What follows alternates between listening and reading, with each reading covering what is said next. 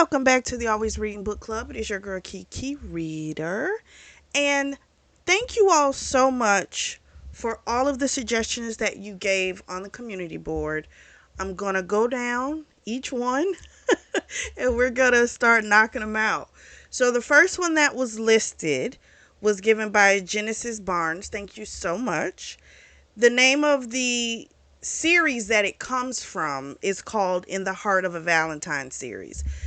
The author is Stephanie Nicole Norris, first time author for this channel. And each one of the books can be read as individuals. So we're going to dive into book one, which is called No Holds Barred. We meet Camille Augustina. She's 38 years old. She's a news anchor. She recently moved to Chicago from Miami. And her last position as a news anchor, it was somewhere between 7 and 12 years that she was there. And she got this new job in Chicago. And so she wakes up, her mom's calling her. She's upset because she was supposed to let her mom know when she made it in. And the mother's upset because she wanted her father to come along with her. And she's like, Mom, it was late. I didn't want to wake you, but everything's fine. So she gets ready. When she goes out to the hallway, she sees three scantily dressed women that are saying to someone that she can't see, You are going to call us, right? And the guy says, I never said I was going to call you. And they're like, well, you better, and all this type of stuff. So the voice got to her. It was a very deep and the voice got to her. So she goes back into her apartment and she waits for what she thinks are maybe some high-end prostitutes to get into the elevator and go before she comes out. So the building that she's staying in is called the Regency. And this is a place where, athletes, politicians, all kind of rich folks stay in this building. But it made her feel like the security in this place had to be great if you got all these type of people that are staying here. And so that's why she took this place. It cost her a small fortune. But she figured if she's going to live in Chicago, she wants to be safe. She also looked at it as an opportunity because if we've got all these high profile people in this building, she is a news anchor. So there could be a really great story. Which is smart. I totally get that. So there's a place called the Breakfast Hut. And she goes there to have breakfast. I think it's like a part of the Regency, if I'm not mistaken. And so when she goes in, the person asks her if she's new. She's a new resident. And it's bustling in this place. This is a great location, this building as well, because it's not terribly far from her job. So this is all great. So she gets seated. She calls her friend Corinne. Corinne, of course, is like, I have been calling you. And she had saw some missed calls also from Steven. Now, Steven is her ex-fiance. They were engaged for like 3 years. And then when she was about to start searching for a gown, bridal gown, he called it off. Then a year later or so, he came back begging and begging and begging. So she took him back. And then another 2 years got wasted. He tells her he can't do it. So he broke up with her twice. And so this time she decided, oh no, not giving him another chance. So she left Miami. She got a job far away, which I think is smart, because sometimes you stand in the same place, it's familiar. Here's the problem a lot of times. When you have known a person for a long time, it's like, okay, I've known him for a long time. It's like I know this evil, right? So if I take him back, I know it's a possibility. He's probably going to call it off. She could have fallen into that trap really easily. But I don't think she wanted to keep repeating that pattern. So she was smart to know, you know what? Let me get myself far away from this situation. and that way he won't have access to me like he did. Because you got to think, if they were in the same city, he knows where she hangs out. He probably knows her family, her friends. He's got access to her. So I think this is smart that she moved away. She needed a fresh new start. I love it. I absolutely love it. So as she's talking to Corinne, up comes the voice that she heard this morning. And it freaks her out because it's this deep, thunderous voice.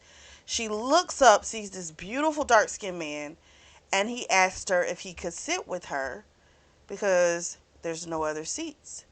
And so she tells Corinne, I'm going to have to call you back. Also, I forgot to mention, she's selling her house. So she also thinks that's another reason why Steven's calling her, because there's a for sale sign in her yard. So he's panicking now because now the person that's the constant, he knows she's really gone. So he's freaking out. We go back and forth between the two of them within the chapter, which I think I love. Because, a lot of times, I love when they switch the different POVs, right? I love that. But a lot of times what happens is it'll be one chapter is all this person's POV, then we've got to go back and in the next chapter it's the other person's POV, but now we've got to hear the situation again through someone else's eyes. I like that. Don't get it twisted. I do, because I do love to hear from different perspectives. However, having it done in the same chapter, it feels more real because it's like we're going back and forth in real time is how it feels. So this is what this book does, and I loved it. Absolutely loved it. So shout out to the author. I loved it. So we kind of float between the two of them, and she tells him he can sit down. He says his name is Hunter Valentine. She says her name is Camille. Of course, she's enthralled with this man. He is fine, okay? So he sits down. She ordered a cappuccino. She doesn't even hear what he's ordering because she's so enthralled by his voice and his lips and looking at him. So when he asked her if she was new to the area, like, she just kind of didn't even hear him. He had to ask her again. And then she answered with another question. And he was just kind of like, is that what you like to do? Answer a question with a question. And he says, normally people that do that are ones that are trying to hide something. And she's like, or maybe they just don't want to say everything to a complete stranger. So as they keep talking, she realizes who he is. He is the owner of a company called VFC Energy, which is this huge energy company. And she had done a story on him back when she was at News 12 in Miami. And she just kind of was like, oh my gosh, you're that guy. So they have nice banter. They're back and forth. He said something about, what did he say? It was something, she did finally answer his question about being new. She said technically she moved 3 weeks ago, um, but she just got in last night. So she's officially a Chicagoan. And he's just kind of like, you're not officially a Chicagoan until you've met the president. She's just kind of like, you're not talking about Barack Obama. And he's like, yeah, would you like to meet him? Because even though I think at the time of this book, I don't think he's president, if I'm not mistaken. I got to look at the year that this book was written. Um, it's still a thing. A lot of people say that's still my president. So that's what she says. And I just sounded like Michael Scott from The Office. If you know, you know. The food comes and she's like, she didn't order this. So all she ordered was a cappuccino. But because she was looking at his mouth, she didn't hear he had ordered like this deluxe omelet with everything stuffed in it and a coffee. So she was about to tell the waiter, oh no, I didn't order this. And the guy was like, Hunter was like, I did. And then he explains that he ordered it for them. And she's like, now why would I share food with you? I don't know you. And so he takes the knife, cuts it, gets a fork, gets a piece of it. It's steaming. He puts it underneath her mouth to blow. I was like, that's very erotic, okay? This is cute though. She blows on it and he puts it to her mouth and she eats it. And then he says, now my turn. But he tells her he wants her to do it with her fingers. And sure enough, she does it. She blows on it first and then she puts it in his mouth. And of course, he sucks her fingers. And the feeling that went through her body was just, oh my gosh. So not too long after that, the check comes. The waiter was like, same, they both were like, same check. And they both were gonna, she was like, she was gonna pay, he was gonna pay. Well, he was quicker. Well, no, he wasn't quicker. She whipped out her Visa and then he took his Amex and gave it to the waiter quicker. And so the waiter was like, okay, let me go handle this for you. So then she was like, thank you for breakfast. I'll see you around. And he's like, I didn't get your number. And she's like, I'm sure I'll see you around. And she walks off. We also find out, I should have said this earlier, he hadn't planned on stopping in for breakfast, but when he saw her, that is what made him come in. So the waiter is now running after Hunter because Hunter's trying to get to Camille and the waiter's trying to give him his card. So he got the card, he went outside, but she was gone. So he asked the guy, the valet guy, I want to say his name may have been Robert, I'm not sure. Did you see a woman? Described her, brown skin, medium length hair, described her body, the pinstripes that she was wearing. And the guy's like, no, he didn't see anyone like that. If he had, he wouldn't have missed it. So then he gets his car and he did tell him like she did head that way. He still doesn't see her, so he gets in his Lexus truck. He goes to put his card in his billfold. Guess what? He has Camilla's card. Because when he did the whole thing about him paying, he grabbed her card, and because she was in a rush to leave, she wasn't paying attention. Boom. Now he's like, now he's got to get back in touch with her. Well, let me say it right. She's got to get back in touch with him because he's got her card. So that makes him happy because now he knows it's not going to be the last time. He goes into his building, the VFC Energies building. Harold, who's the doorman, he's like 54. He's having a baby coming in July. And I think currently they're in the month of February. And he's having thoughts about, he does want children. He had even considered getting a surrogate at one point, our boy Hunter. But he wanted to have a mother for his child as well. And so he starts thinking about Camille. So she has very much gotten his interest. He doesn't normally chase, but when he does, normally he gets what he wants. So he's all in. So then his assistant, Liza, kind of freaked out because normally when he comes in, he speaks to her, but he was preoccupied. So when she spoke to him, he wasn't paying attention. So she looked and she's like, are you okay? And he's like, he's fine. His mind was just somewhere else. We also find out before he got in the building that when he was in the car, he had gotten a phone call from Miss Tamara. She owns the jazz club. And I forget the name of it. It'll come to me. Velvet Cafe. That's the name. And he plays saxophone and piano, different instruments on Tuesdays and Thursday nights. He's the person behind the curtain while people are doing like their spoken word poetry and things like that. And so Miss Tamara is like 60 some years old. She's the same age. I think she's a friend of his mother's as well. But she's like really spicy, feisty, okay? And she likes to let him know, like, when you tired of playing with them little girls, you need to come and find me. And he thinks she's joking. That's how he's taking it. But I'm like, I don't know. She might be serious. So this guy comes up. He might be a part of the board or something. He tells him that WTZB, they found a new anchor person.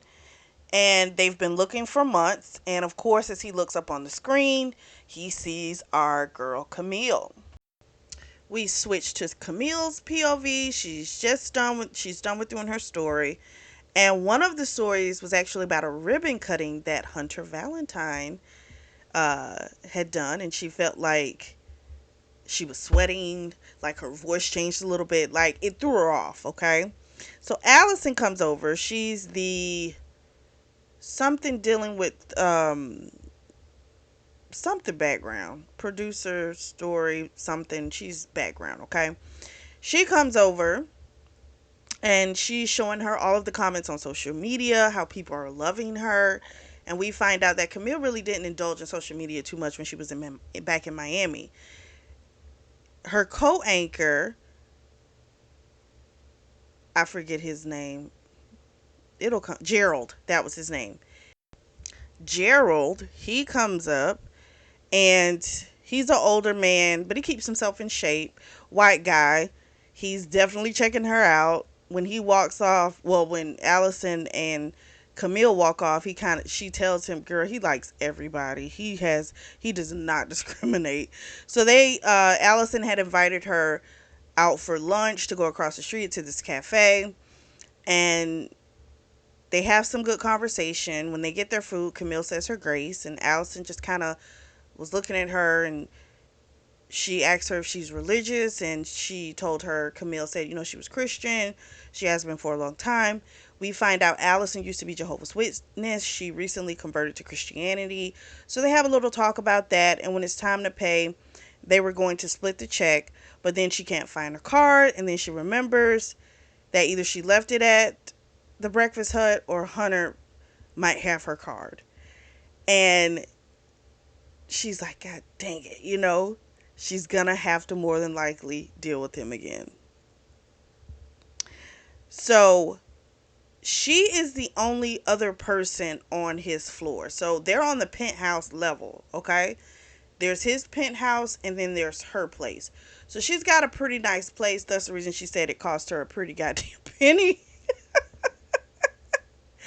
So she didn't want him to know where she lives. You know what I'm saying? So now it's like, how the hell is she going to pull this off without him knowing? But I'm like, if he's this rich guy access, I'm quite sure he can figure out where you stay. But I guess at the same time, you don't want people poking too much. You don't want it to come across as creepy. I kind of understand that. I do. I do.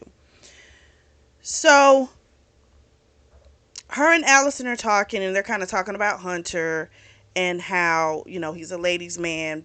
Every woman wants him. And she, of course, thinks about those three women she saw this morning. And she's getting kind of disgusted, realizing, you know what, he's just a playboy. She's also been getting calls throughout the day from her ex, Steven, making her feel like, I really don't want to deal with no bullshit with a guy. Like, I really don't. So she's got to figure out how to get her damn card back. I'm like, this is going to be funny. After work, Camille goes to the Regency. The breakfast hut, of course, is closed. And she was hoping maybe there was still a person in there, which there was. And they kind of checked, but they let her know there's no car here. No credit card.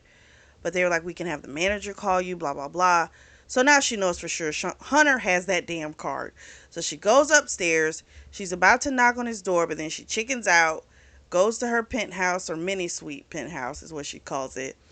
And there's a bottle of wine that they gave her when she leased this really expensive place. She was going to open it, but guess what? She doesn't have a corkscrew. So now she needs her card, and a corkscrew. So now she heads her ass back down. She had to talk herself into doing this. She goes back down, knocks on his door. She knocks a little harder, puts her ear to the door. That, of course, is the time that he chooses to open the door. She falls right into his chest. So clearly, there's an attraction on both ends, and it wasn't that one-time fluke because he's feeling this as well. So she is like trying to get herself together, and she's like, you have something in mind? And he's like, okay, but he asked her to come in. And she's like, no, I'm fine in the hallway. And he's like, I wouldn't try anything with you. She's like, oh, I'm not worried about that. I took Taekwondo, you know. I'm good. So if you tried to, I could take you down if I had to. And she says, but I don't make a habit of hurting my neighbors. Well, she said too much. Now he knows you're living in the damn building. And so this smile comes across his face. And he sees the bottle in her hand. He's like, do you need a corkscrew? I have one. You can come in. I promise I will not try anything. I'm not that type of person. She walks in, and some kind of way they wind up touching. And then, of course, she feels that electricity. And she's looking at his walls, which have these massive pictures on them. And there's pictures, looks like, of him when he's younger, playing chess with someone that looks like a brother. It just looks like these are just wonderful, great pictures. And she's in, enthralled with them. And she just keeps walking. And he's like, you keep walking, you're going to get to know even more of the house. And she must have been getting closer to that bedroom. So she was like, oh, I'm so sorry. It's just that these are just very captivating. Then she saw his massive view of the Chicago skyline. Absolutely stunning. And she was like, is this available in any other suite? And he said, I think there's one on another floor that's lower. I'll check and see if it's available. So I don't know if he owns the building or if maybe he just knows the owner. I'm not sure. So then he asked her to stay for dinner. She of course was like no, but eventually she caved. The doorbell rang. She thought it was some woman coming for him. Come to find out, it was his dinner that he had ordered up. He had told her he really doesn't like eating alone, and she's like, I don't have dinner with men without shirts. So he wheeled in the food cart and he took her to this big area, which is his dining room. So this place is big, because you've got to think, two penthouses on one floor, and his is clearly huge. He's got a lot of space. So she, what happened? He leaves to go put on a shirt, and he had said something to her about, how she could come and look at the view anytime she wanted. Now, he has never given that type of access to a woman to his place before. I don't think to anybody. And it kind of made him go like, where the hell did that come from? He comes back with a shirt on, but you can still see all his muscles because the dude's like built. So he's still pleasant to look at. So she couldn't see his abs anymore, but it was okay. So then he bit off a piece. Well, I'm sorry. He cut off a piece of the chicken, dipped it in this beurre blanc sauce. It was absolutely divine. She loved it. She had some of her wine with it, and that just took it to another level with the flavor. So they're having their banter back and forth. She does the AK call, and he AKA call. Let me say it correctly. And so he realizes she's an AKA. He's an alpha. What is it? Alpha Phi, the brother to the AKAs. He's one of those. And he kind of asked her, why did she join? And she's an only child. And basically, for her, it was about community and connections. And it was the fact that anywhere she goes, if she sees someone's with the colors or the sign, she does the call, and instantly they're sisters. They'll take a selfie, there's a bond, and there's just a connection. And she loves that. She loves that she gets that wherever she goes. And also, she liked what they did in the community, you know? And well, she asked him why he joined. Same thing with him, like he loved what his, sorority did within the community, and he liked the idea of being able to pull more people into it that would want to help the community and that type of stuff. And he moved up pretty high within it while he was at college. And then she asked him if he was an only child, and he was like, not necessarily. Come to find out, he is one of septuplets. So his mom had 7 children at once. And I want to say they're all boys. So there's a picture that she saw, but there were only 6 guys in the picture. And she asked if those were his brothers. He said yes. But then she also was like, okay, there's only 6. Then there was another picture of someone, and it had the name like Trevor. And she kind of wanted to ask questions, but she left it alone. So she's like, I'll leave that question for another day. Another thing that happened, I forgot to mention, while they had the food in front of them, he asked her if she was religious, and he wanted to know what prayer to do, which I thought was really sweet, very sensitive. Everyone comes from different backgrounds, and he didn't want her to feel uncomfortable. I think especially when you invite someone into your home, you want them to feel comfortable. You want to be considerate of them. And she really liked that he did that, even though she could barely focus on the prayer, okay, which was absolutely wow. So they're having great conversation, great banter. He's loving the sound of her voice. He's loving talking to her. And she's thinking in her head how nice it would be if he could be hers.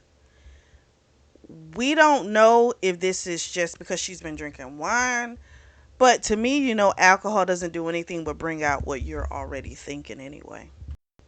They finished their dinner. They moved into the living room. She had a few more glasses of wine. They had great conversation, which is very easy flowing. And he had asked her if she played any instruments. She said no. She played around with it in college, but it was never her thing. He plays the saxophone. She's like, that thing is too heavy. You have to be strong, but clearly you don't have a problem with that. He was like, I don't. And she was very honest. She was like, you can't sit up here and act like you don't know that you're a very beautiful man. And he's like, I don't think anyone's ever said I was beautiful. He's like, but you definitely are as well. So he lets her know that on Tuesdays and Thursdays, I think, or is it Tuesdays and Wednesdays? 2 days a week. How about that? Um, he plays at the Velvet Cafe, and he asked her if she would like to come. He said, now you won't see me, it's because it's spoken word. I just play the music in the background. And she thought, maybe that'll be good because then I can kind of concentrate. And he had already said something earlier about how much she loves something with her company, but it sounded like he said it was closer to like a love for her, but not directly. And it kind of freaked him out that it came out so smoothly, this verbiage. He didn't say he loved her, but it was something about how just saying, you just meet someone and you're saying how much it could have been like, I love your voice. It's kind of like, what do you mean? What do you mean you love? But I thought that was super cute. I did. So as they're talking, what did he say? So he's accustomed to women like throwing themselves at him. And it's not like he doesn't partake in it sometimes, okay? But he's kind of used to it, and he kind of thinks back to the previous night where the women had came up and he just kind of let him stay, but he thought it really wasn't a good idea because he really wasn't trying to rock with them like that. But she's just very intriguing to him, and he wants to know everything about her. So they keep talking, and eventually she's ready to go, and she's like, she has to work in the morning. And she asks him if he could get her card. He winds up kissing her. She kisses him back. She's ready to do it. And she's even considering this being a one night stand just to get her rocks off. But then she's like, no, she pulls away. He, of course, was like, was that out of line? Let me know. I apologize. She's like, no, you're fine. But I just need to get going. So he goes and gets the card. He comes back and he's like, let me walk you to your place. I promise it's not to stalk you or anything. I just want to make sure you're safe. And she was like, I think we live in the safest building, like I'll be fine. But he still wanted to do it. So he's like, I'll walk you to the elevator. So she says, okay. So she's going to put up with this charade. She walks to the elevator. She gets in. And then when she looks down at her card, it's not her card. It's his Amex, and it's got a 4-digit PIN number and his 10-digit phone number. And he said, that way you have to see me again, Angel. Because that is now his nickname that he's calling her. And she was just like, oh my gosh, this man. She lollied around for probably like 30 minutes before she took the elevator back up to the top floor. She did a lot of tossing and turning that night, thinking about that man, that kiss, the intensity when they're around each other, how it feels. It's just so much. So it's the next day. She's about to go on, and she finds out that Mr. Hunter is going to call into the station and do a live interview. And so that's exactly what happens. Super cute because they were saying different things from the previous night. We found out he's got this like green initiative thing he's doing with Toyota. They're doing a ribbon cutting ceremony this coming Friday, and he winds up offering an invitation to the station, which we know it's really for, especially for her. And she said something about her favorite colors because he had asked her like, "What are your favorite colors?" And she said salmon, pink, and green, and like green apple, and the AKA colors. And it made him happy because it was like she was pulling from their conversation. He's very much enthralled with her. He's thinking about when they finally get off of the interview, he's going to go pick up some flowers before he heads to the Velvet Cafe. I feel like I'm gonna wind up saying Velvet Room or something, but again, it's called the Velvet Cafe. So he doesn't. How do I say? He doesn't really understand why he wants to know so much about her because again, this is foreign to him. He's not normally like this with women, and I think again, I think anytime you feel something for the first time, you're kind of drawn to it because it's exciting and it's like, wow, like I've never felt this and now here is this person pulling this feeling from me. Like you want to know why you feel this way. I get it. I totally get it. And I like that he's leaning into it. He's kind of questioning like why is this happening in his head, but it doesn't stop his actions. Like he very much wants to keep doing whatever it takes to get to know her and learn more about her. After the interview, Allison approaches Camille, and Allison, who's actually she's the assignment director. I didn't know what she was. I was like, is she a producer? I just knew she was in the background.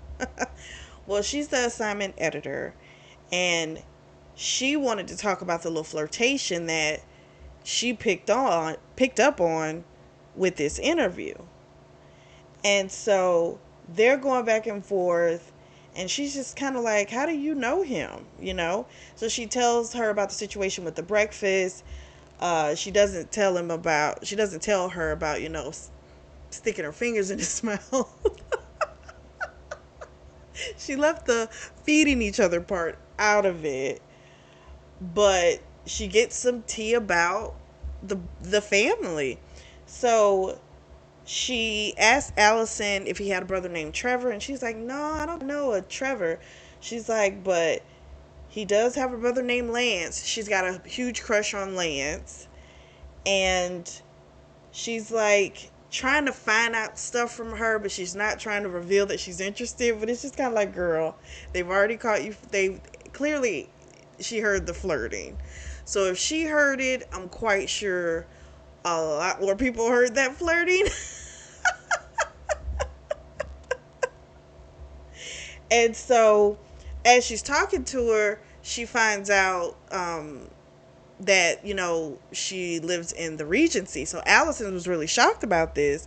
She's like, oh my gosh, it's expensive there, girl, you got money like that? And she was just kind of like, listen, it damn near wiped me out to get that place. And so Allison is like, well, he wants you at that ribbon cutting ceremony. Allison told her like normally a reporter would go out there, but clearly he personally invited you. So she's excited because she loves this, you know, excitement of this like flirtation with this. I don't know if he's a millionaire or billionaire. He's got plenty of money. So then she gave her the $20 that she owed her from the previous day. Camille did to Allison, and told her, keep the change. And then she's thinking like she'll have to pay back Hunter, but I'm kind of like, no, you don't. You asked for your card back. He wouldn't give it to you. So he gave you the information to spend it. Like, and here's the thing, I don't believe in like trying to take advantage of anyone. But all he had to do was give her her card, and he wouldn't do that. So she shouldn't have. This is inconvenient. So now I've got to go back to my bank and pay you back when you could have just given me. No. Just for the inconvenience, no. She doesn't seem like the type of person that would take his card and just start spending money to be frivolous. And I don't think she should do that. No, absolutely not. But I don't also feel like I need to go out of my way when all you had to do was just give me my card. As they're leaving out to go to lunch, a delivery guy comes in with a bouquet of flowers for our girl Camille. So the note was in black and gold, which are the what? I think are they Alpha Phi Alpha, something like that? The guy version or the brothers of the AKAs. And then the flowers were the pink and green. And she takes them, puts them in her office, and of course, this is clearly intriguing that you like someone paying that, close attention to detail. It's so cute. And she definitely wants to get to know this man. She shows up to the Velvet Cafe. She seems a little overdressed compared to everyone else. She saw some Rastafarians there, and they just had on like some jeans and a shirt, and they were smoking. And she just got on this like knee-length tight dress and this jacket. She looks great, but she definitely feels overdressed. So a woman comes up. I think she said her name was Dee Dee, something like that.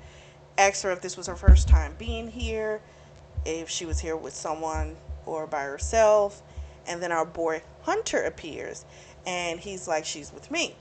So then they have their little banter back and forth, and he told her he's sorry about the smoking and stuff, and hopefully it's not too bad. And she asked him if no, he asked her if she smoked. She said no. She asked him if he smoked, and he of course said, if I did, would that be a problem? And she was like, well, yeah, it would be. And he was like, of course, pulling her chain to see what she would say. He of course was like, I don't smoke, I was just trying to see what you were saying. She flips it on him, and she's like, that's pretty deceptive what you did. And he's like, no, I didn't mean it like that. And then she starts laughing, and he realizes she was just pulling, yanking his chain. So they have a nice little kiki with each other. And then he asked her if she wanted something to drink. She said yes. He admitted to her that he really liked her. He said what he liked about her was the fact that she moved to this new city. She wasn't afraid of a challenge. She's embracing life. And he really loved the reason she gave for why she joined AKA. Like she just feels like such a good person, and that wanting to connect with people, like she clearly loves and wants to help folks. And it scares him a little bit how much he likes her. And she, of course, it's like she goes back and forth between admitting it to herself and then denying it. He had to go back because it was time for him to start playing. And she gets her skinny margarita. Her phone rings. She doesn't look at it before she answers it. Thankfully, it was just Corinne. And Corinne is just like, oh my gosh, you have replaced me. You clearly have a new best friend. You've just left me out in the cold. Well, we come to find out everyone has seen that interview. So this guy, Hunter, he's a really big deal. And so everyone saw this on national television. Her and Hunter Valentine flirting. And she says, what did she say to her? She goes, now, was that actually the voice of Hunter that we were hearing, on TV with you? So Camille is all swept up in the music. He's really good at the saxophone, and she stopped talking to Corinne. And Corinne's like calling her name for like a full 5 minutes. And finally she was like, girl, I will just call you back. So she gets off the phone with Corinne and then she goes to the restroom, splashes some water on her face, get herself together, and then when she comes out, she sees old boy Hunter talking to a female. And this happens to be one of the females that she had saw her first morning when she came out of her apartment, the three women. So she decides she needs another skinny margarita, takes it to the head, decides she wants another one, and she's going to try and sneak out of here. Well, the way they're talking to each other, like Hunter's laughing, the woman's laughing, it seems very flirtatious. And so she's like, screw this, like, I'm getting out of here, I'm gonna sneak out.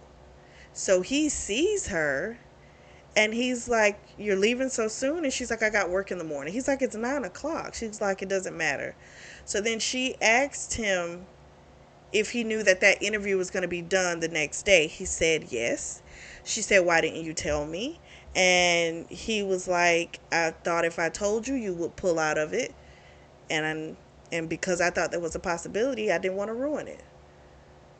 So she's like, well, clearly you don't really need me because you have plenty of females, you know?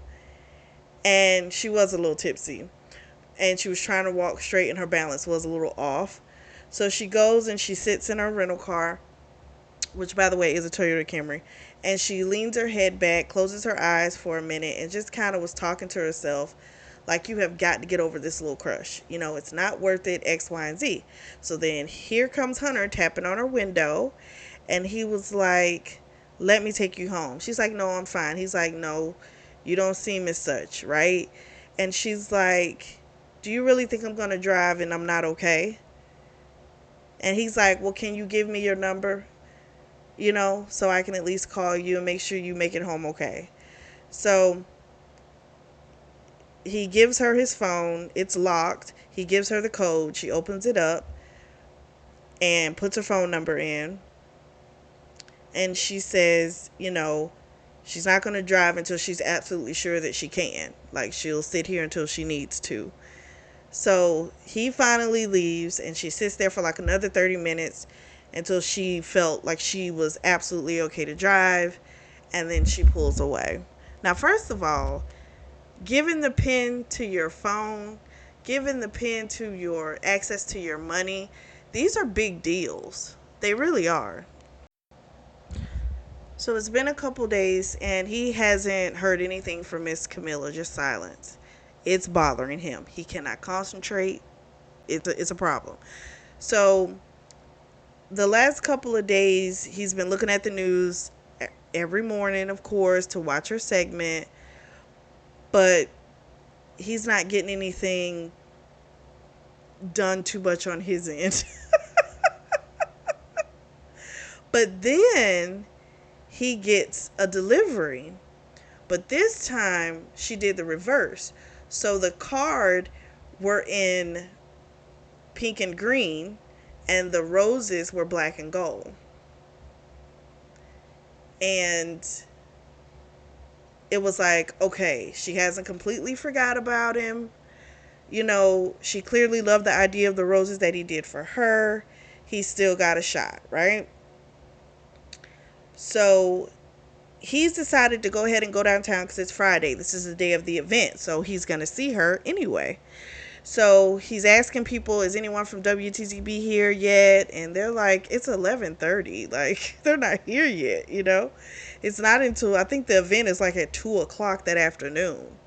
So he gets a call from his mom, Brigitte, and she's talking to him. And she knows her son likes his woman based on that interview. Because remember, everybody saw it. So this, of course, is the time where she decides she's going to pressure him some more about babies. So he's 38. His mom is 60. She's like, I need grandbabies. And he's like, I got to get married and stuff. She's like, at this point, I don't care how you do it. I just need grandbabies. You can get a surrogate. I have a few women who are willing to do it for a small fee. And I'm just like, oh my gosh. The pressure that people put on folks. So you want to be a grandparent. You didn't ask if he wanted to be a father. You didn't ask him that.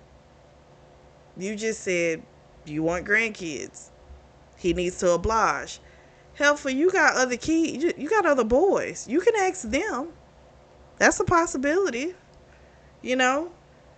So, I don't know. I always don't. I don't like when people put pressure on people.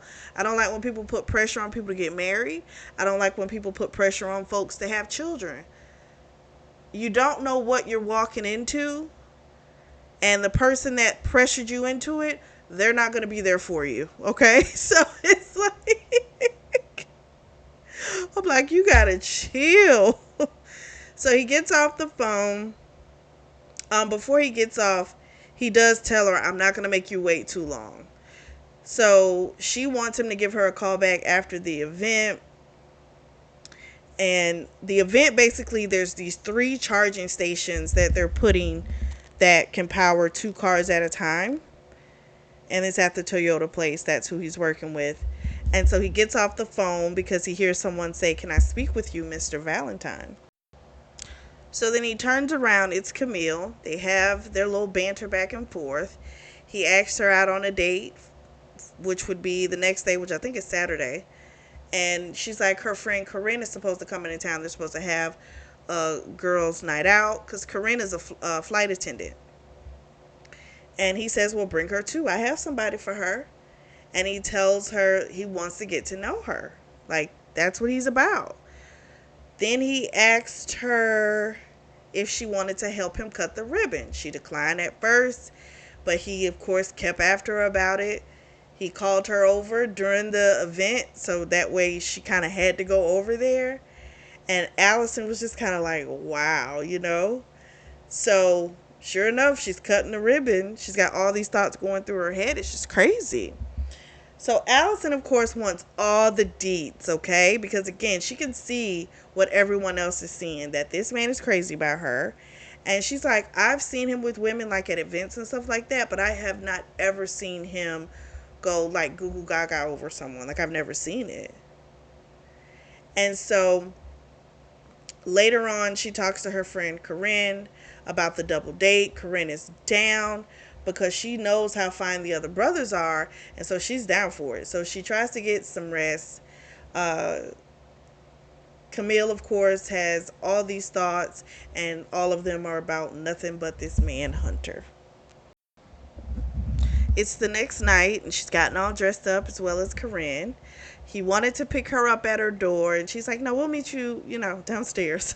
So in his mind, he's liking the fact that she's still keeping like this little mystery about her, Honestly, I'm just quite sure he could have found out where she is pretty easily. I mean, he has access. So he's just kind of allowing her to tell her what she feels comfortable with, which I guess we like it. We like it. It's cool. So they go downstairs, and she's got a coat on, and he, of course, she's looking at him. He's delicious. He's brought his brother Xavier. Xavier staring at Corinne. He fine, And so this seems like it could be a good little match. So they get in the limo. They have some little flirty banter. And then Hunter winds up saying stuff he doesn't mean to say. It just kind of No, it's her. She doesn't mean to say the things that she says. It comes out more flirtatious than she intends for it to. But I kind of think it is intentional because it's like whatever is beneath your conscious is like kind of saying what you feel, And that's why it's coming out this way. To say stuff like, oh, I don't normally say stuff like that. It's just kind of like you say that, but I don't know. So they arrive at Violet Hour, and he pushes the button, and he powers off his phone and puts it inside this thing that came out because they have a no cell phone thing in here. And he's like, it'll be safe, I promise. So then everyone does the same and follows suit. They get inside. It's all dark and sexy.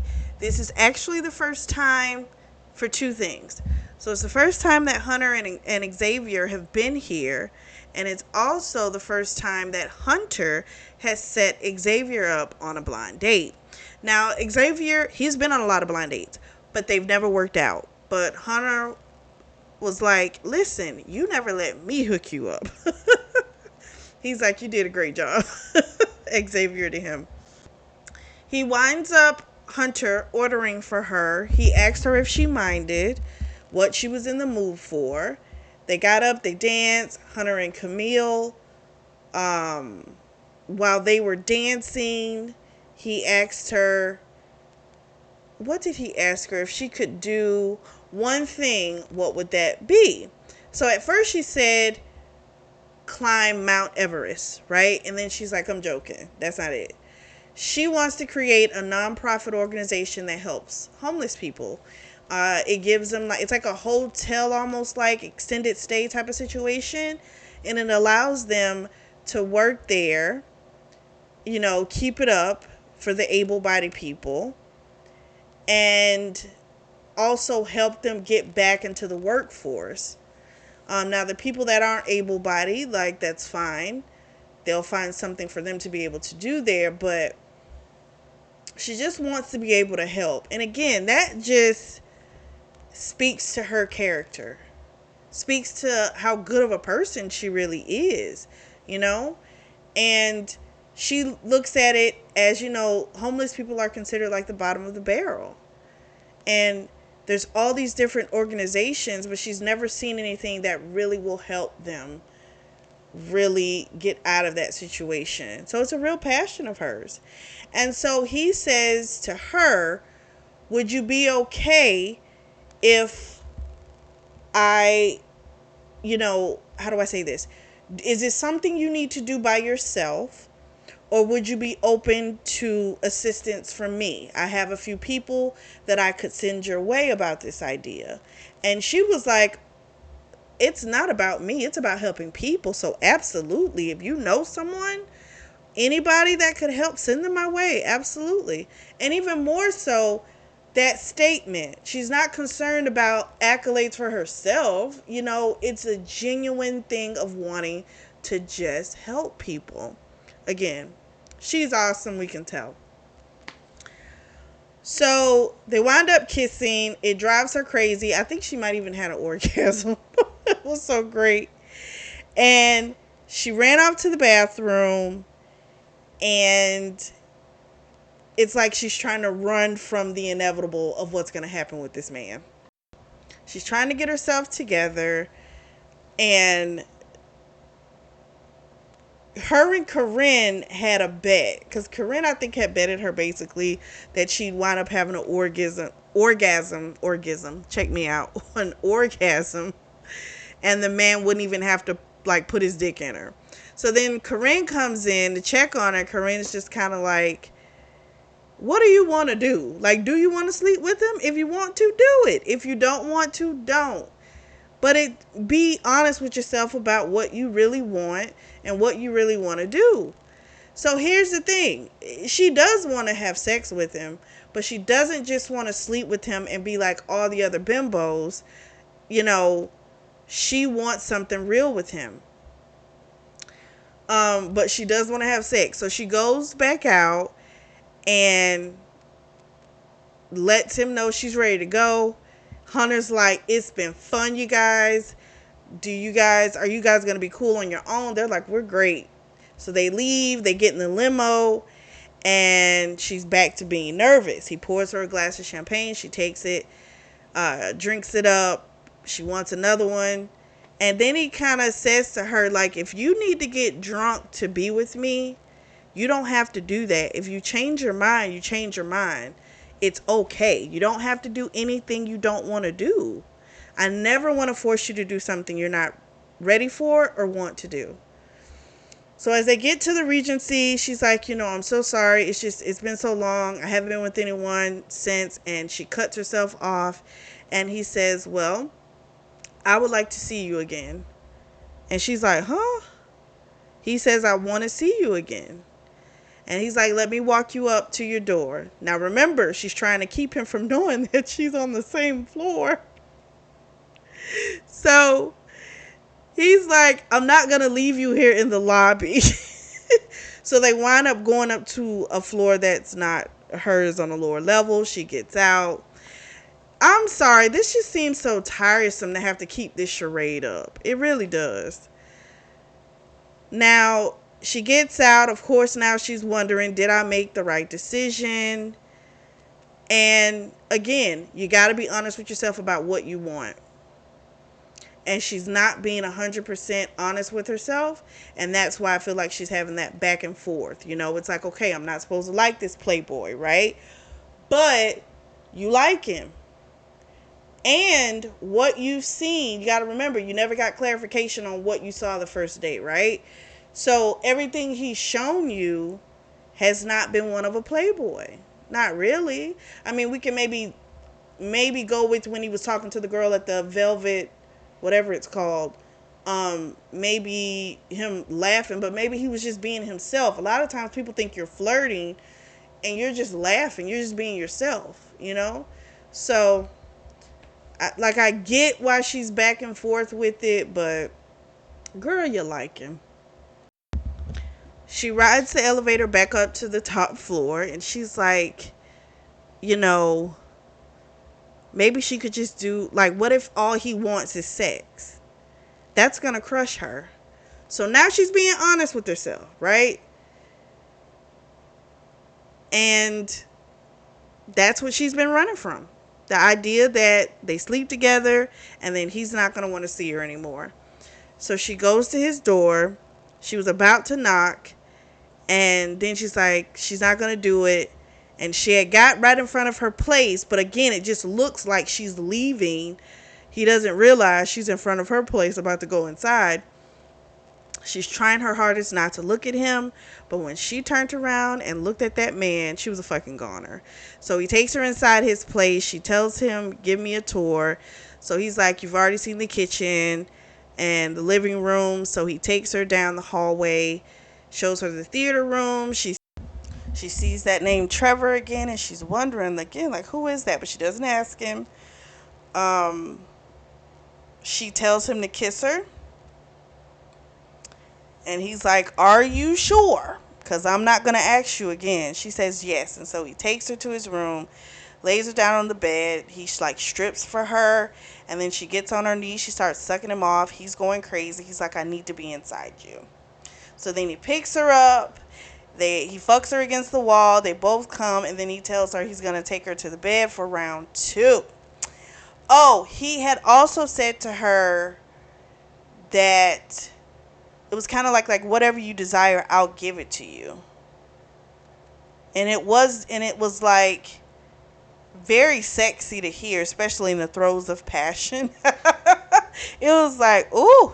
So she wakes up the next morning, sore, her cooch, and she gets up. He's already up.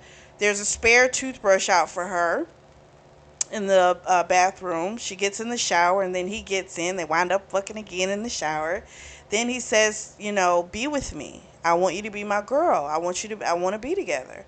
And she says yes very quickly. And she was like, no, he was like, I'm being serious with you. Like, I'm not joking around. And she's like, I'm not either. And so they hung out for a good portion of the day, kissing, conversating, and stuff like that. It's early afternoon. She had 5 missed calls from Corinne. She's like, oh, shoot, I've been a bad friend. I need to go and hang with my girl. So then she goes to her mini suite penthouse. And Corinne, of course, was like, I want all the details. And so she told her about him asking, you know, her to be his girlfriend. And he apparently wants her to meet his mother as well. But she doesn't feel comfortable doing that. She feels like they need more time. And Corinne says, tell him what you need. You know, it's okay. So she's a flight attendant, remember? So she's got to catch a flight out tonight. She'll tell her everything that's happened with Xavier. And then she sees there's a bunch of phone calls from Steven. And I feel like Steven ass finna pop up. That bitch calling too much. If he don't pop up, it'll shock the shit out of me. Because I'm like, nah, he's going to pop up. It's Monday. She's walking out of the TV station and she's trying to think of like what she's going to say to him, Hunter, to let him know, like, I think it's a little bit too soon for me to meet your mother, X, Y, and Z. And she runs into someone because she's not paying attention. And just like I fucking thought, it was Steven's ass. And he's like, how could you just up and leave and not tell me? And she's like, what the heck? Like, what are you doing here? And he says, you're my wife. And I was like, oh, wait a minute. Did she marry that fool when she took him back the second time? So then she's like, she just said, I moved away. We're done. What is there not to understand? You know what I mean? And he's just kind of like, how could you do that? How could you just leave like that? And again, you cannot, first of all, him breaking off 2 engagements, we already know what type of person you are. Okay? We already know. You like to bullshit with people in their time. And the fact that she made such a bold move meant that you couldn't manipulate, push your way back into her life anymore. So now you're going to come even harder, even though he still has no intentions of marrying that girl. I think he's just saying that shit of wife because he knew that's what she wanted. I think he's just saying it because I don't think this girl was crazy enough to just marry that piece of shit. I hope not. But anyway, he's like fucking grabbing her. And he's like, he's got 2 tickets. She's coming back with him tonight. She has no ties to this city. This is not her home. Like, all this type of shit. He's like, we're not done. And sure enough, Hunter pops up. And Hunter's like, what the hell is going on? What are you doing? You know, snatching? He like snatches him away from Camille. And he said, like, you don't put your hands on my Camille. And the guy, Steven, goes, what do you mean you're Camille? She's my wife. And she didn't rebuke it. Which is kind of like, wait a minute. Why not fucking say, I'm not fucking married to you? Like, why not say that I'm not your wife? But she didn't say anything. That's what throws me a little bit. So I'm like, is this heifer married to him? Because it's like, if you got some legal shit that you ain't settled, and you were doing all that back and forth with Hunter, like, oh, I don't know, you know, that's annoying. So, I mean, we'll keep going, but I hope she is not married to this man. So then Hunter winds up punching Steven. He's gasping for air, and Hunter's like, that man said you were his wife. Are you married to him? And she says, why would you think something like that? First of all, bitch, answer the fucking question. I do not like when people do that. This is not the time to be doing that bullshit. You know? Are you fucking married? You answer the fucking question. She annoyed me with that. Because now you playing games, bitch. You know? I don't like it. So they eventually, like, I think they get in the car or whatever. And so she does tell him. So it was 2 broken engagements. She did not marry him. I was like, whew, thank goodness. But I would have said that a lot faster. Just saying. So anyway, he tells her, you need to get a restraining order against him, like, today. She, of course, was like, no, just let me talk to him. He's like, no. That's not gonna work, you know? And she's like, he's just probably stressed or something. She's like making excuses up for him. And I don't like, stop. This person seems desperate. And desperate people do some fucked up shit. Like when he grabbed her arm, he had never done that to her before, she said. So it shocked her. But that should let you know that what you've known of this person can't go by that shit no more. You can't. He's crossed the line.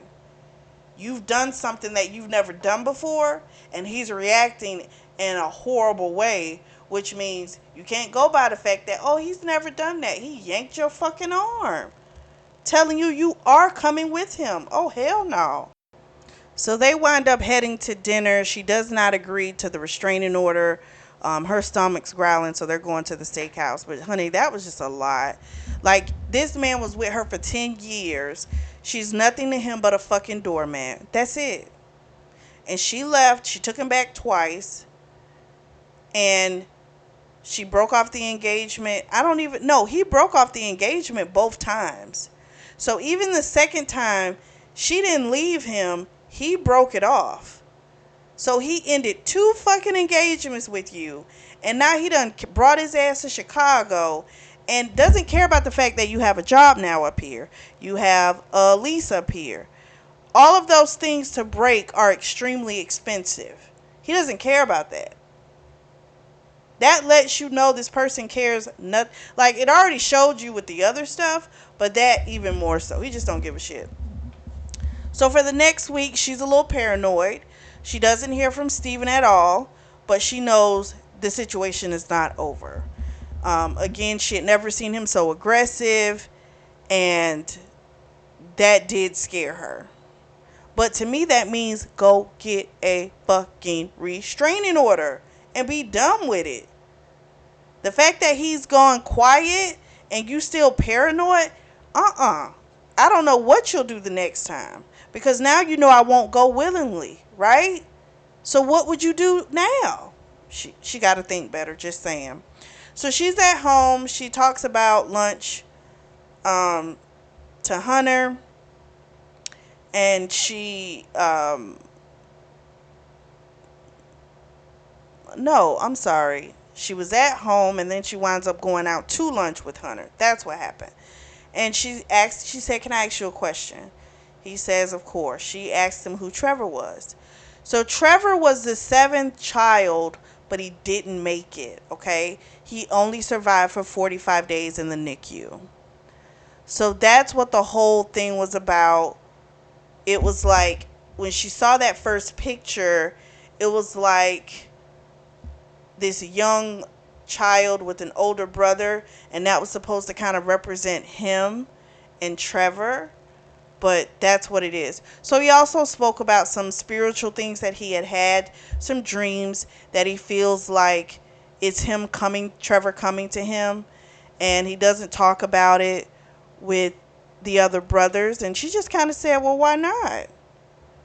I think he's giving you comfort, and comfort comes in different ways. You know, she believes in a higher power. She's like, you should talk to your brothers about it. You don't know, maybe they've experienced some things too, you know. And he thought about it. He was like, he had never even thought that that was possible, you know.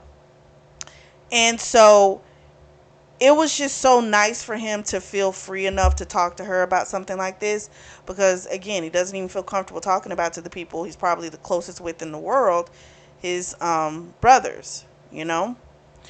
And so then he asked her about kids, because he had said he wanted a lot of children, and she had this look of horror on her face, and he was just like, don't worry, you know, I don't want them, you know, it doesn't have to happen right now, or whatever it is. But then she starts thinking like they've been fucking and they have not been using any condoms. So she sent a text to Allison, because she came up with a good idea to go to this like lunch or whatever it is with his parents. She wants to bring someone along with her. So she asked Allison. Now Allison was down for it because Allison likes Lance. So she was like, oh, I'm down for sure. Absolutely. So she talks with her mom that night because there's a Hurricane Jasper coming to Miami. And let me listen. When I read this, all I could think about was the Golden Girls. When Sophia was like, there's a hurricane coming. Yes, I'm a Golden Girls fan. All I could think about was that when I read that. So it's like a category 5 storm, and she's really concerned about this. And so when she called her parents in the morning, her mother's worried, thinking something's wrong on her end. So basically, she's telling them, I'm coming to get you all because you all cannot stay down there. I don't think the shelter that you all have in the house or underground is I don't know if that's going to be good enough. Because some houses in Florida, they do have basements, some. Not all, but there's a couple. There's a few. So the mom's like, I don't know, the dad might not be, your dad Bernard, he might not be willing to do it. She's like, oh, he'll do it. As she goes to bed that night, she, of course, is thinking of how loving and how considerate Hunter is of her and how she never had that experience with Steven, you know? And she very much is falling in love with Hunter and she falls asleep. So Allison is driving them to the house of Hunter's parents. We find out she had to change her clothes a couple times. She's very nervous. Camila is nervous as well. And they get up to the estate, absolutely gorgeous. And they go around and because they hear like voices. The guys are outside playing basketball. So Hunter sees her, comes over, messes with her a little bit. They wind up kissing. Allison and Lance have a conversation. They touch. There's a little sizzle there. So Allison is all in. And she's looking at Camila and Hunter and like thinking about how not too long ago, like she didn't want to admit that she liked him, and look at them, they are clearly like in love with each other. But she's not going to say anything. She's going to keep it to herself, which I like that they gave us her little POV. I like that. The mom comes out, calls them in. She's got a beautiful spread of food. I mean, lots. And she made it all herself. The guys, she made them make their plates. And then the first thing the mom says, which one of you are going to give me grandbabies first? And I said, God damn. I mean, she just mean business. She wants grandkids. She don't care where they come from. It's just like, just give me grandkids. So the mom said something really sweet. She said of how Hunter talks about Camila and how, like, his whole energy is different. Like, when things are going rough at VFC Energy, it used to weigh on him, but now it's like, it really doesn't, because now he knows he gets to spend time with Camila, and that just makes him happy, you know? And that's so sweet, you know? And at first, as she's saying this stuff, Camila in her mind is just kind of like, okay, why doesn't he tell me this? But I'm like, bitch, you don't say everything you feel, so stop. It's only been a short period of time, too. You know what I mean? Like, we got to be realistic. So they had to stop the mom because she was going to keep going. And the other guy, I think it was Xavier, was like, when I meet somebody, I'm going to just tell dad. And the mom was like, he's just going to tell me, so you might as well stop it. I was like, oh my gosh. They leave from the family home. They left, Allison. She was cool with Lance. They were vibing. They were enjoying themselves. And so she was fine with her leaving. And so he had a surprise for her, but he wouldn't tell her where he was taking her. And then they got to this place, and he took out this Old Navy bag. And she's like, you went to Old Navy? And he's like, no, I sent my assistant. And she's like, what is going on? So he was taking her to a rock climbing place, because even though the ultimate dream isn't to climb Mount Everest, she still would like to climb a mountain one day. And he was just kind of like, well, you kind of need to start doing rock climbing first if that's something you want to do. So I thought that was super sweet, because it was like, he listens to her. He genuinely listens. It's beautiful. So they change. She's pretty good at it. She went up first. He was staring at her ass, and then he came up there because she was like, I need you to come up here with me. They kissed hard. And then she grabbed onto his neck. He pushed back away from it so they could come down. They go back to the Regency. She asked him if he wanted to come to her place. And he's like, oh, I'm finally going to get to see your place.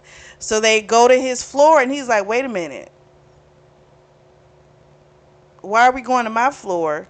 There's only one other And she said, it's mine. He's like, you're lying. You got to show me. Open the door.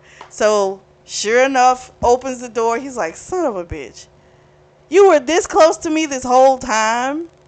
So then they're taking a shower and they have a nice hard fuck.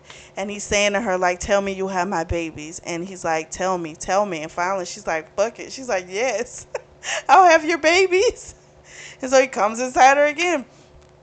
So afterwards, he, it was like, were you serious, like, in your answer? And she's like, I'm not joking. I wouldn't have meant it. She said, the only thing is we're doing 50-50 parenting because I am not raising a child by myself. And then they went back to fucking again. Next morning, she's walking out with her luggage because she's flying down to Florida to go get her parents. She remembered. Now, this is what I'm a little confused by. Wouldn't it just have been easier for them to fly their ass up there? I'm just saying. But anyway, I digress. So, her and Hunter had a whole conversation about this because he was like, it's too dangerous. She's like, no, I'm going to get him. He said, if you are not back by Wednesday, I am coming to get all of you. And she's like, you can't force my dad to do it. He said, I will come and get all of you. So she comes out, and the other thing he told her to do, she had to go and get the restraining order before she left for the airport. So when she came outside to the valet, he went to go get a car, but he comes out in a salmon pink Prius that's got the rims of the green apple color, so the AKA colors. And she was like, oh my gosh, of course our boy's done this. And she calls him. He answers, even though he's in a board meeting. But he still answers. And she's like, I cannot believe you bought me a car. He's like, well, it's in your name. It's yours to do as you please. Because she kept saying, I can't accept it. He's like, then you'll have to be the one to sell it. And of course, she's like, I can't sell something you give to me, She was so thankful. And he's like, get back to me soon. They hang up. She's in La La Land 4 hours later after she went to the police station and handled that. So that got done.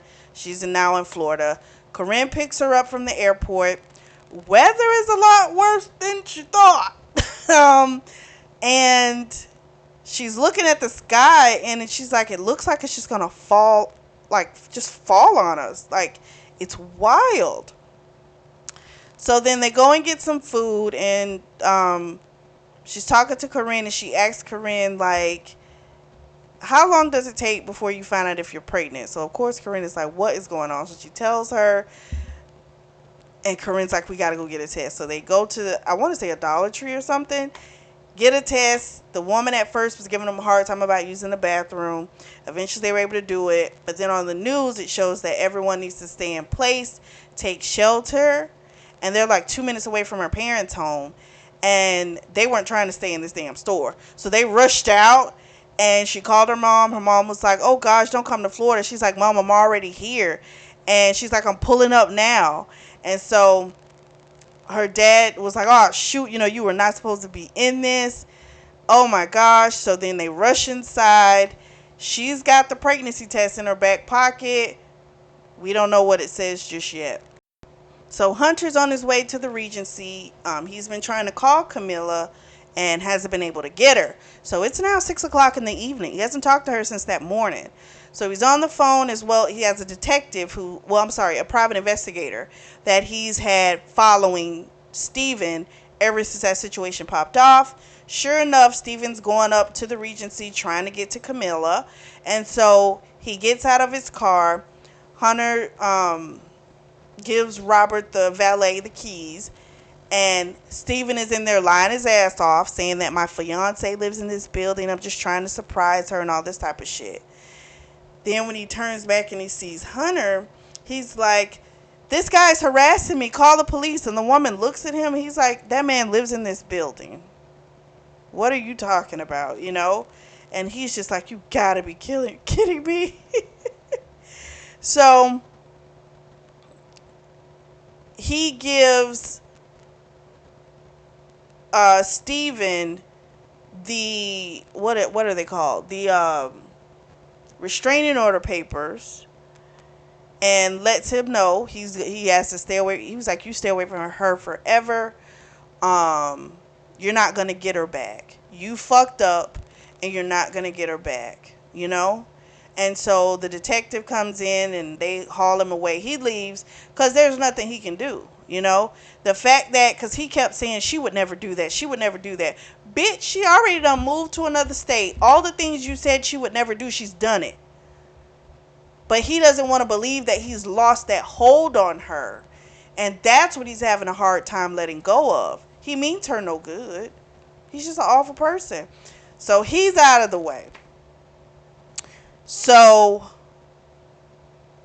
after that, we find out that our boy has bought a ring. Like he's gonna propose to her. Like this is it. Well, now he's freaking out because he can't get in touch with her. Now, he doesn't have her parents' numbers. He has their address because he got that just in case he had to take his ass down there. But he doesn't have their phone number. So he calls his brother Xavier, and he's trying to get some information. And the brother's kind of telling him, like, dude, it's rough down there. Like, it hit a lot sooner in Florida. And his knees go weak. He's like, tell me your plans. Xavier's like, I know how much you're crazy about this girl. I would never play with you like that. And he's like, well, gas up the jet. We're going to Florida. Halfway to Florida, the turbulence started to get pretty rough. And so they had to get off in Hialeah. And the pilot was like, this is as far as I can get you without us all getting killed. So they get out. There's a BMW outside of the hangar. And he winds up bargaining with somebody. He's like, I'll pay you triple what it's worth, like, if you let me take your vehicle.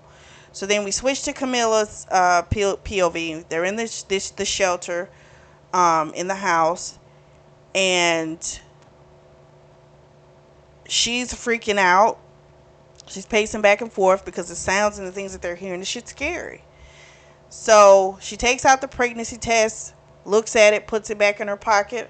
Her father sees her, and then they hear this boom, boom, boom on the shelter door, but they think it's like the wind trying to pull the door open.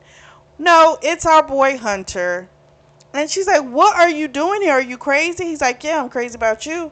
So he grabbed her, told her how much he loved her, told her he wanted to marry her. And what did he say? He said something like, you told me you would give me babies. I just want to be with you. And then she tells him, I got something to tell you. I'm pregnant. So he was so happy, and they just kissed each other. There was a gasp from everyone else, from her news. But everyone was just happy. And they just, they stayed in their little bubble. And that's how it ends. So again, remember I said every book is a story. So the next book is Corinne's story. So if you all want to jump into that one, you can. This one was a great starter for the series to jump into. I really liked it.